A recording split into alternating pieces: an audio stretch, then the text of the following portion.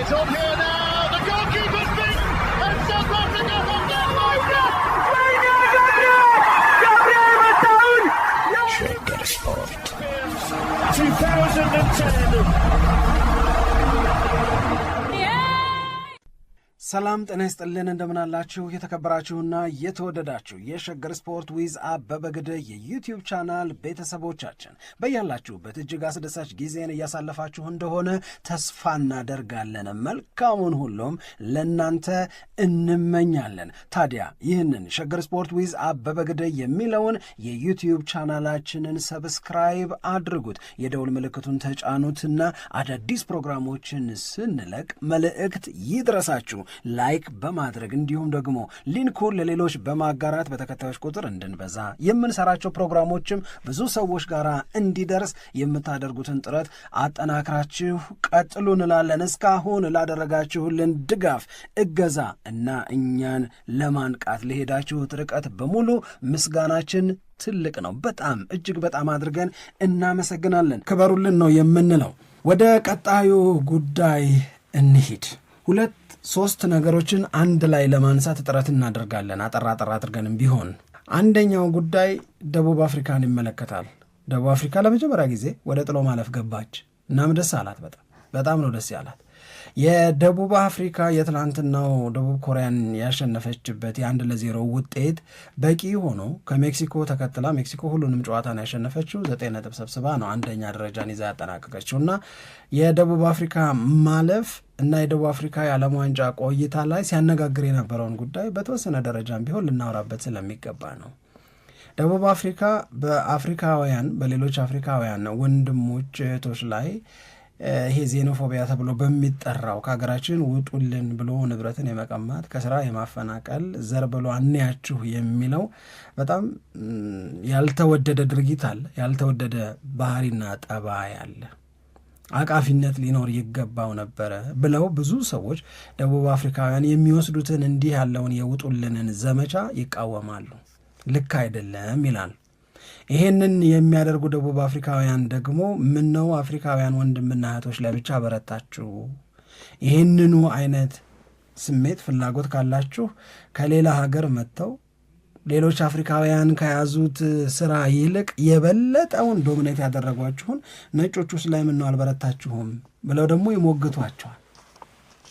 እና የተገፉ የአፍሪካ ሀገራት ዜጎች በደቡብ አፍሪካውያን ድርጊት ቢከፋቸው ቅር ቢላቸው ወንድማማችነት እና በእናንተ ነጻነትን ፍለጋ ወቅት የነበረንን ሚና የረሳችሁ መሆናችሁ አሳዝኖናል ብለው ተቃውሟቸውን ቅር መሰኘታቸውን ገለጹ።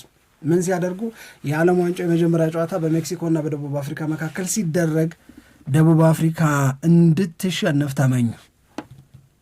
አልፈለጋችሁንምና እኛም አንፈልጋችሁም አሉ። ከዛ የደቡብ አፍሪካ ተጫዋቾች የሌላ አፍሪካ ሀገራት ዜጎች ናይጄሪያ፣ ጋና፣ ምናልባትም ኢትዮጵያ ውስጥም እና ሌሎችም ቦታዎች ላይ ያሉት እነ ቦትስዋና፣ እነ ዚምባብዌ ምናምን እነዚህ በሙሉ ደቡብ አፍሪካን ያሳዘነቻቸውን ድርጊት ለማሳየት ተጠቀሙበት ይህንን ዓለም ዋንጫ። እና የአፍሪካ ወንድሞች ከኛ ጎን ነው የሚቆሙት። አፍሪካ አንድ ባህሪ ያላት ይላሉ ደቡብ አፍሪካ ብሔራዊ ቡድን ተጫዋቾች። ያላት ባህሪ አንድ የአፍሪካ ብሔራዊ ቡድን ሲጫወት አፍሪካን ወክሎ ነው የሚጫወተው የሚል አፍሪካን ወክሎ ስለሚጫወት የመደገፍ የማበረታታት ከጎኑ የመቆም በብዙ የተለያዩ ብሔራዊ ቡድኖች ብንወከልም ግን እያንዳንዳችን በአፍሪካ ውክልና ውስጥ አፍሪካን የማጉላት አፍሪካን የማክበር ነገር ይሄ ነው ልምዱ። ዘንድሮ ግን ከኛ በተቃራኒ ለሌሎች ብሔራዊ ቡድኖች ድልን ሲመኙ ባየን ጊዜ ቀራለን፣ ከፋን፣ ማልቀስም ቃቶን ነበረ። ምክንያቱን አላወቅነውም አንበሉ እና ግብ ጠባቂው።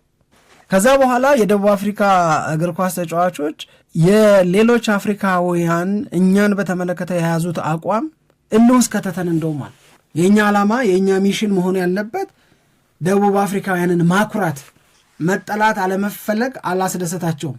የሌሎች አፍሪካውያን የቅሬታ ስሜት አልተሰማቸውም ማለት ተሰምቷቸዋል፣ ፊል አድርገውታል። እንደዛ ባይሰማን ደስ ይላቸዋል። እኛ ደግሞ ምንድነው እንደዛ እንዳይሰማን እናንተም ማድረግ የሌለባችሁን ነገር አታድርጉ፣ ሌሎች የአፍሪካ ሀገር ዜጎች ላይ የበዛ ጭካኔን አታሳዩ፣ ነፃነትን በምትፈልጉበት ጊዜ ከጎናችሁ የነበር ነው እኛው አፍሪካውያንን ነን። ነፃነታችሁን በማስመለስ ጥረት ውስጥ ዋጋ እናንተ በብዛት ከፍላችሁ ሊሆን ይችላል፣ ግን አብሮ የከፈለው ዋጋውን ሌላው አፍሪካዊ ነው እና ትንሽ ጉልበት ስታገኙ ደግሞ እነዚህኑ አፍሪካውያኖች መልሳችሁ አትግፉ ነው ነገሩ። ግን ደቡብ አፍሪካ እንዲህ ያለው ቁጣ፣ እንዲህ ያለው ቅሬታ በልህ እንድንጫወት አድርጎናል ብለው ተናገሩ እኮ ታስተውሻለሽ። ከሜክሲኮ ጨዋታ በኋላ እና ያረዳቸውና አለፉ ከቼክ ጋር ሲጫወቱ አስታውሰዋለሁ እኔ በደንብ በቃ ይህንን ስሜታቸውን በሌላ አፍሪካውያኖች መጠላታቸውን እኛ ደግሞ በሜዳ ላይ አሸንፈን እንዴት እንደሆነ ማሳየት ይኖርብናል የሚል ስሜት ያለው ጨዋታ አድርገዋል እና ጎል ሲያስቆጥሩም ከቼክ ጋር በነበረው ጨዋታ የነበራቸው የደስታ አገላለጽ ያንን የሚያመላክት ነው።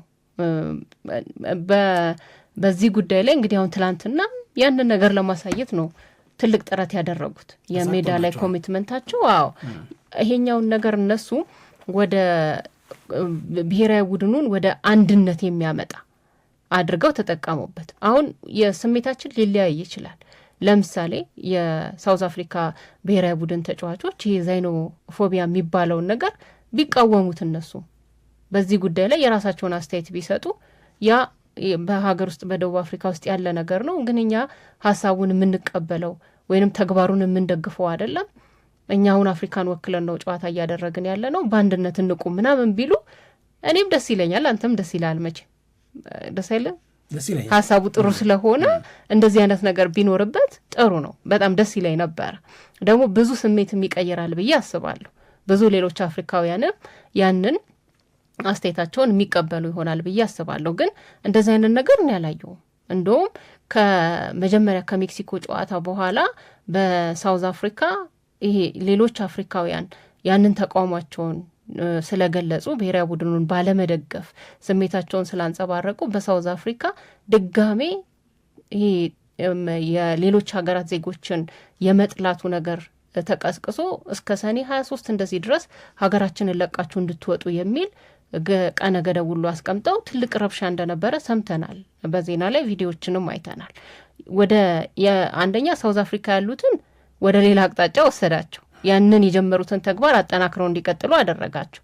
ሁለተኛ ደግሞ ሳውዝ አፍሪካን ወክለው የሚጫወቱት ብሔራዊ ቡድን ተጫዋቾች ደግሞ በቃ አበረታቸው። በቃ ተቃውሞ ማለት ግን ለአፍሪካውያን የቅሬታ ስሜት ግድ የላቸውም የሚለውን አያሳይም። ግን ቢገልጹት ደስ ይለኝ ነበር ማለት ነው።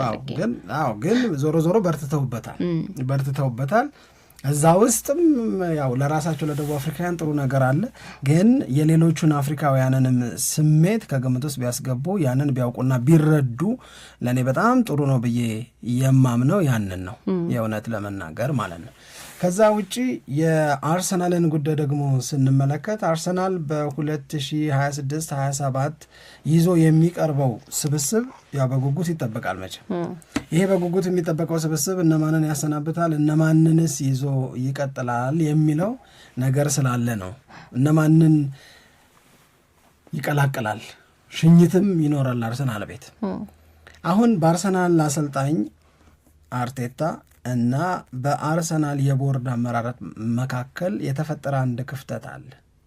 አርቴታ ደስተኛ ያልሆነበት፣ አርቴታ ልዩነት አለኝ፣ ይሄንን ያሰባችሁትን ነገር እቃወማለሁ አለ የተባለበት። ይሄ ምንድን ነው? የኦዴጋርድን ጉዳይ ምን እናድርገው በሚል ነው። የአርሰናል የቦርድ አመራር አባላት መካከል የተወሰኑት ኦዴጋርድ ሊሸጥ ይገባዋል፣ ከእኛ ጋራ የነበረው የእስካሁን ቆይታ በቂ ነው፣ ስለዚህ ማርቲን ኦዴጋርድን ሸጠን በሱ ፋንታ ሌሎች አዳዲስ ተጫዋቾችን ማምጣት መቻል አለብን፣ የሚሻለን የሚበጀን እሱ ነው የሚሉት። ኦዴጋርድ ደግሞ ለአርሰናል ይጠቅማል ብሎ ያምናል። አርቴታ ያስፈልገኛል፣ ለእኔ አሁን ለ2026-27 አይነኬ ከምላቸው ተጫዋቾች መካከል አንዱ እሱ ነው። ለምኑ? ለጉብዝናው፣ ለምኑ? ለሊደርሺፑ፣ ለምኑ? በመልበሻ ቤት ውስጥ ያለውን ተጽዕኖ እኔ ነኝ የማቀዋል። ስለዚህ ይሄንን የሊደርሺፕ ኳሊቲ ይሄንን የቡድኑን ስፒሪት ጠባቂ የሆነን ተጫዋች አትንኩብኝ አለ። አርሰናሎች ደግሞ የሚሉት የቦርድ አመራሮቹ የሚሉት ምንድን ነው? ቢዝነስ መስራት አለብን። ቢዝነስ መስራት ማለት ማርቲን ኦዴጋርድን አሁን እንሽጠው ብንል እስከ 55 ሚሊዮን ፓውንድ ድረስ እናገኛለን።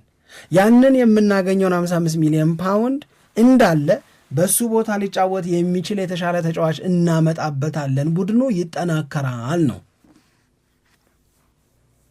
እዛ ቦታ ላይ ኢብሪቼ ኢዜ፣ እዛ ቦታ ላይ ዶመን፣ እዛ ቦታ ላይ እነ ሞርጋን ሮጀርስን ማሰብ እንችላለን። ማርቲን ኦዴጋርድ አንድም ጉዳት እየተደራረበበት ነው። ስለዚህ ይህንን የጉዳት መደራረብ ታግሰን ከዚህ በላይ እሱን በማቆየት አርሰናልን፣ ቡድኑን፣ ስብስቡን ያንተን የአሸናፊነት እድል የምንጨምረው አይመስለንም ነው። ይህን አርቴታ እንደገና ነው የሚለው በጭራሽ ይህንን ተጫዋች እንድትነኩት አልፈልግም ይላል። የቱ ጋ ነሽ? እኔም ከአርቴታ ጋር ነኝ። እውነት እኔ በኦዴጋርድ በጉዳት እስካልተፈተነ ድረስ በጣም በጣም በጣም የምወደው አይነት አጨዋወት ነው። ጥሩ በቃ ፊት እስከሆነ ድረስ የኦዴጋርድን አጨዋወት በጣም ነው የምወደው።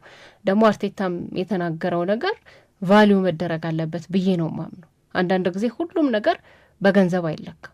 አርሰናል መሸጥ ከፈለገ ወይም የገንዘብ የመሸጥን ጉዳይ የሚያስቀድም ከሆነ ሌሎች አማራጮችንም መከተል አለበት። ዞሮ ዞሮ የመሸጥ ጉዳይ የተነሳው ስለ ቡድን ግንባታ ነው። ሸጦ ገንዘብ ማስተካከል አለብን አካውንታችን እንዲሆነ ምናምን አይደለም። የቡድን ግንባታን በተመለከተ ነው። የቡድን ግንባታን በተመለከተ አርቴታ ይሄ ልጅ ተሸጦ ሌላ የተሻለ ልጅ እናምጣለን፣ ኢቨን እነ ሁሊያን አልቫሬዝን ለማምጣትም ከነነ ኦዴጋርድ አይነት ተጫዋቾች ሽያጭ የሚገኘው ገንዘብ በቀጥታ ይውላል ብለው ማስተማመኛ ሊሰጡት ቢሞክሩም ነው አርቴታ እምቢ እያለ ያለ። አሁን መመዘኛችን እግር ኳስ ብቻ እንዳይሆን መሪነቱስ አለ።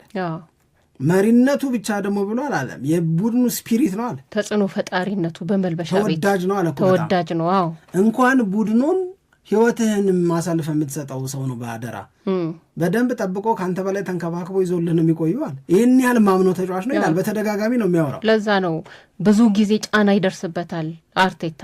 በተለይ የአምበልነቱን ኃላፊነት ለዴክላን ራይስ መስጠት አለበት ተብሎ በጣም ብዙ ጫናም ብዙ አስተያየትም ነው የሚሰጠው።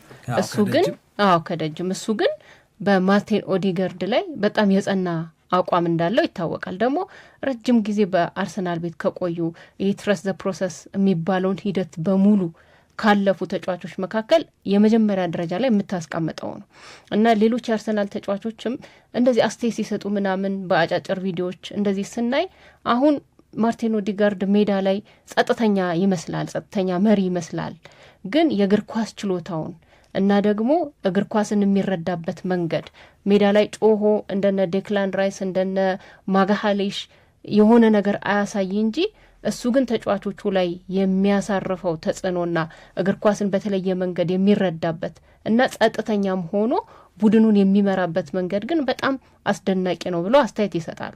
ይህንን ሲናገሩ ሰምተናል። እና አሁን እኛ ሜዳ ላይ የምናያቸው ነገሮች አሉ፣ ግን ከሜዳ ላይ ደግሞ ወጣ ስንል መልበሻ ቤትም ያለው የቡድኑ ስፕሪት መጠበቅ አለበት ብዬ ነው ማምነው። ግን ይሄ ከቡድኑ ስፕሪትና ከኦዴጋርድ መሪነት አንጻርም ብቻም አይደለም፣ የእግር ኳስ ችሎታውም ደግሞ በጣም አሪፍ ነው። እኔ ኦዴጋርድ ብዙ ጊዜ ተናግረነዋል እዚህ ፕሮግራም ላይ በጣም ብቁ ሆኖ ፊት ሆኖ ባደረጋቸው ጨዋታዎች አርሰናል የሚገርም እንቅስቃሴ ነው የሚያደርገው እና ያም ትልቅ ዋጋ ይሰጠዋል ብዬ ነው የምረዳው። አሁን እኔ ስለ ኦዴጋርድ ተወዳጅነት አይደለም ከእርሱ ጋር የቡድን ጓደኛ የሆኑ ከእሱ ጋር አብረው የሚሰሩ ይቅርና የእውነት ለመናገር በጣም ተወዳጅ ነው። ኳስን ለምናይም ሰዎች ቢሆን ፍጹም ጸባይኛ ነው። ፍጹም በጣም የሚያስደስት ካራክተር ያለው ተጫዋች ነው።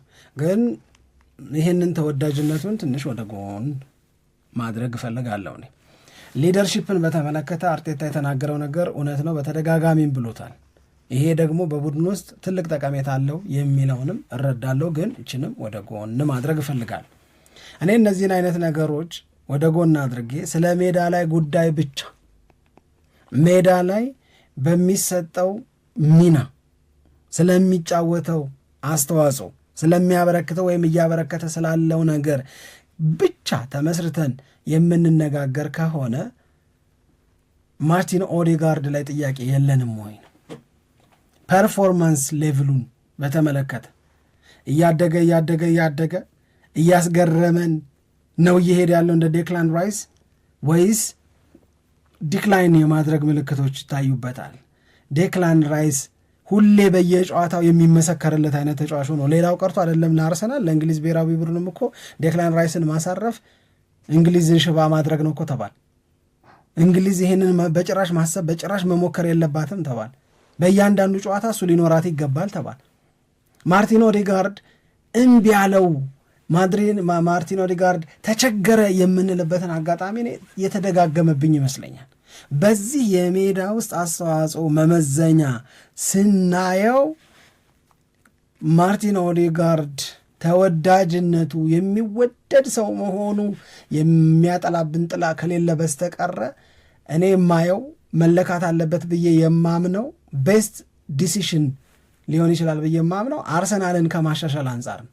አርሰናልን ማሻሻል ማለት የአርሰናልን በፕሪሚየር ሊግ እንደገና ዋንጫ ማሸነፍ ማረጋገጥ ማለት ነው። አርሰናልን በአውሮፓ ቻምፒዮንስ ሊግ እንደገና በደንብ ኮምፒት የሚያደርግ ግን ኮምፒት አድርጎ የሚመለስ በፍጻሜው አይደለም የሚያሸንፍ አርሰናል እንዲፈጠር ማድረግ ይገባል። ይሄንን የምንፈልግ ከሆነ አፕግሬድ እናድርገው ካልን ያንን ቦታ ከማርቲን ኦዴጋርድ የተሻለን ሰው መፈለግ አለበት ብዬ አምናለሁ። አርሰናል እኔ ያንቺን ያህል እወደዋለሁ፣ ያንቺን ያህል አሁን ይሄ ሊደርሺፕ ኳሊቲ ምናምን ያለውን አርቴታ እሱን እረዳለሁ፣ አምነዋለሁ አርቴታ ያለውን እንዳለ በጠቅላላው። ነገር ግን አሁን ስለ ሜዳ ውስጥ ጉዳይ ከሆነ የምናስበው ግን ትንሽ ጨመር ያለ ነገር አርሰናል የሚፈልግ ይመስለኛል። የጉዳቱንም ድግግሞሽ እንዳልተማመንበት አድርጎኛል። የእኔ ብቸኛ ዓላማ አርሰናል ፕሮግረስ እንዲያደርግ ከደረሰበት ደረጃ በላይ ከፍ እንዲል የአውሮፓም ሻምፒዮን መሆን እንዲችል ከሆነ የታሰበውና የተፈለገው አይ ቲንክ ከባድ የሚባለውንም ውሳኔ ጭምር መወሰን አለበት ብዬ ነው ማምነው። አዎ ከባድ ነው። ኦዴጋርድን ይሸኝ ብሎ በቀላሉ ሀሳብ መስጠት ከባድ አስቸጋሪም ነው። ነገር ግን ደግሞ ልክ ሊሆን ይችላል። ማንቸስተር ዩናይትድ ማቲያስ ፈርናንዴዝ ቶተንሃም ሆትስፐርስ። እኔ ይሄኛው ዝውውር እንደው ተኝቼ ቢያልቅ ምን አይነት ሳላየው ባለፈኝ የሆነት ማለት በጣም ነው ፍሊፕ የሚያደርገው ነገሩ ቶሎ ወዲያው እና ይሄንን ምን አመጣው ስቲ አንድ ማንቸስተር ዩናይትድ አሁንም ለኔ ከትላንት ወዲያ ከነበረው ይልቅ ዛሬ የነበረው ልጁን ከማግኘት አንጻር ስጋት የሚፈጥር ነው። ስለዚህ ያኔ ማቲያስ ፈርናንዴዝን ለማግኘት ሁኔታዎች በሙሉ ለማንቸስተር ዩናይትድ በተመቻቹበት ጊዜ እነ ቶተንሃምም ልጁን ፈለግን 85 ቢሆን እንከፍላለን ብለው ከመምጣታቸው አስቀድሞ ማንቸስተር ዩናይትድ ኤደርሰን ላይ እንዳደረገው ጥቅልል አድርጎ ቢሆን ኖሮ ይህ ሁሉ ጣጣ አይመጣም ነበር። ዛሬም እስከ አሁኑ ሰዓት ድረስ ከቶተንሃም ይልቅ ማንቸስተር ዩናይትድ ልጁ ይመርጣል። አሁንም ማቲያስ ፈርናንዴዝን በማስፈረም ጉዳይ ማንቸስተር ዩናይትድ የተሻለ እድል አለው ሲባል ልትሰሚ ትችላለች። አሁን እዚህ ስቱዲዮ ከደረስን በኋላ በማቲያስ ፈርናንዴዝ ዝውውር ዙሪያ አሁን የተሻለ ፖዚሽን ላይ ያለው ቶተንሃም ነው ተብሎ ሲጻፋይ ይህን የማድረግ ይህንን የመፈጸም ይህንን አድርጎ የመገኘት አቅም ቶተንሃም ጋር ያለው አሁን ተባለ። ጌም ቼንጀሩ ምንድነው? ገንዘብ ነው። ጌም ቼንጀሩ ምንድነው? መወሰን መቻል። ልጁን ፈልገውታል። የፈለጉትን ልጅ ከፍለው ለመውሰድ ዝግጁ ናቸው። ይህንን እያረጋገጡ ነው ያሉት ቶተንሃም ሆትስፐርሶች። ማንቸስተር ዩናይትድ ልጁን ይፈልገዋል። ልጁን ዌስትሃም ከሚጠራው በታች በሆነ ገንዘብ ማግኘት እንደሚችል ያምናል፣ ይረዳል። ይሄንን ልጅ እንደሚያገኘው እርግጠኛ ነው። አብስሎ አስቀምጦ በፈለገ ሰዓት ሊያነሳው ነው። ግን እንደዚህ ያለ አብስሎ ማስቀመጥ ትልቁ ችግር ምንድን ነው? እንደ ቶተንሃም ያለ ድንገተኛ መጪ ደግሞ ሁሉ ነገር ሊረብሽብሽ ይችላል። አሁን ቶተንሃም ዌስትሃም ዩናይትድን 85 ቢሆን ሰጣለሁ እያለ 80 ቢሆን ሰጣለሁ እያለ ማንቸስተር ዩናይትድ 60 ይዞ ሄዶ ስጡኝ ሊልም አይችልም። በቶተንሃም ቫሉዌሽን እና በማንቸስተር ዩናይትድ ቫሉዌሽን ወይም ለተጫዋቹ ይገባል በሚሉት የዝውውር ሂሳብ መካከል የ20 እና 25 ሚሊዮን ፓውንድ ልዩነት አለ። 20 እና 25 ሚሊዮን ፓውንድ ለዌስትሃም ዩናይትድ በጣም ብዙ ነው። ስለዚህ ማንቸስተር ዩናይትድ አሁንም ከነገ ይልቅ ዛሬ ይሻላል። ማቲያስ ፈርናንዴዝ ማንቸስተር ዩናይትድ ቤት ውስጥ የሚኖረው ሚና፣ የማቲያስ ፈርናንዴዝ ማንቸስተር ዩናይትድን መቀላቀል የሚኖረው ጥቅም እጅግ ከፍ ያለ ነው። እመኝኝ። ማቲያስ ፈርናንዴዝ ከካዚሜሮ ይገኙ የነበሩ አገልግሎቶችን በተሻለ መንገድ ሊሰጥሽ ይችላል ለረጅም ጊዜ። ማቲያስ ፈርናንዴዝ በማጥቃቱ ላይ የሚያደርገው ተሳትፎ መከላከሉን ሲያግዝ ብቻ የሚታይ ጉብዝና የሌለው መሆኑን ይልቁንም በመከላከሉን ኮንትሪቢዩት ያደርጋል፣ በማጥቃቱን ኮንትሪቢዩት ያደርጋል። ዌስትሃም ውስጥ ሆኖ በብዙ ድክመቶች የሚገለጸው በድክመቶቹ ምክንያት በወረደው ከፕሪሚየር ሊግ በተሰናበተ ዌስትሃም ውስጥ ሆኖ አውትሻይን ሲያደርግ ጎልቶ ሲወጣ በተሻለ መረጋጋት ውስጥ በተሻለ ጠንካራ ቡድን ውስጥ ካሉ ሌሎች የመሃል ክፍል ተጫዋቾች ጋር ሲነጻጸር ቁጥሩ በአንዳንዶቹ ነገሮች የሱ ብልጫ አለው፣ በአንዳንዶቹ ነገሮች ደግሞ የማያሳማ ነው። ማቲያስ ፈርናንዴዝ ለማንቸስተር ዩናይትድ ያስፈልገዋል። ማቲያስ ፈርናንዴዝን የሚፈልግ ከሆነ ማንቸስተር ዩናይትድ ማድረግ የሚጠበቅበት አክሽን መውሰድ ነው። የማንቸስተር ዩናይትድ አካሄድ እንደ ብሪያን ኤምቤሞ ሆነ። ብሪያን ኤምቤሞ ምንድን ነው? በነገራችን ላይ ምናልባት በበኋላው ፕሮግራማችን ላይ ማንቸስተር ዩናይትድ ስለሚፈልጋቸው ሁለት ተጫዋቾች ማን ከማን በምን ይሻላል ብለን ልንነጋገር እንችላለን፣ አሌክስ ስኮትንና ማቲያስ ፈርናንዴዝን በማነጻጸር። ግን ብሪያን ኤምቤሞን ታስታውሱ ከሆነ ከብሬንትፎርድ ሲገዛ ማንቸስተር ዩናይትድ አምና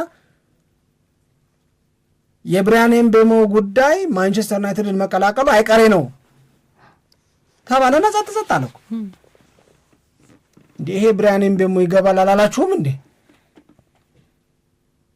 ሲያስብለን ቆየ እና አያድግም፣ ወሬው አይለወጥም፣ ሆነ ተደረገ ተከናወነ ምናምን ወደሚለው ምዕራፍ አልሄዳለን ታስታውሽ ከሆነ።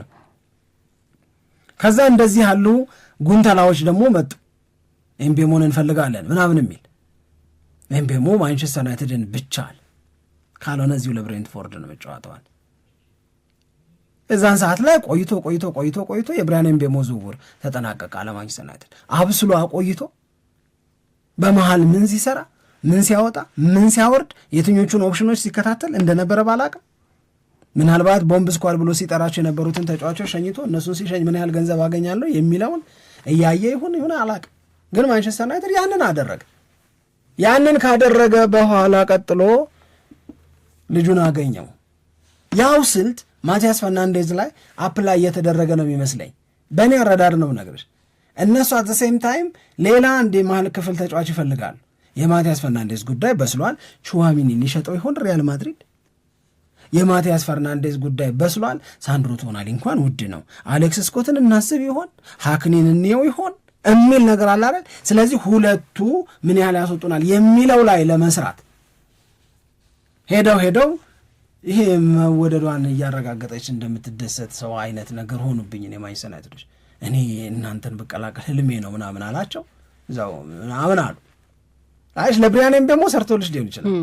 ለማቲያስ ፈርናንዴዝ ግን ቶተናም በአዲስ የሆነ ሀብታም የተገዛ ክለብ ይመስል ገንዘብ ይዞ እየተንቀሸቀሸ ነው። ይሄ በአዲስ ባለሀብት ስትገዢ መጀመሪያ ላይ ለዛም ይሁና ስጡት ክፈሉ አምጡት ብቻ ምናምን የሚላል አይደለ? ሮማን አብራሞቪች ቼልሲ ቤት ሲጀምሩ ምናምን ማንቸስተር ሲቲ ቤት ሰዎቹ ሲመጡ ምናምን እንደነበረው አይነት ፒኤስጂ ቤት አረቦቹ ሲገቡ እንደነበረው አይነት ነገር ነው የሆነብኝ። ቶተናም እኔ ገንዘቡን ይዞ ይንቀሸቀሸዋል አልኩሽ እንዴ። ለሳንድሮ ቶናሊ 90 ይሁን ነው እኮ የሚለው። ማቲያስ ፈርናንዴዝ በምንም ታምር 85 ሚሊዮን ፓውንድ እንደማያወጣ እኮ ያውቃሉ። ግን ለገንዘቡ ችግር የለብንም አይነት ጨዋታ ሲጫወቱ ዩናይትድ በደንብ አድርገው ረበሹት እና ወዲዱ እንደዚህ አይነት ሲቹዌሽን ሲገጥምሽ ምን እንደሚደረግ አክት ነው የምታረጊው፣ ተግባር ነው እርምጃ ውስጥ ነው በቀጥታ የምትገቢው ለማለት ነው።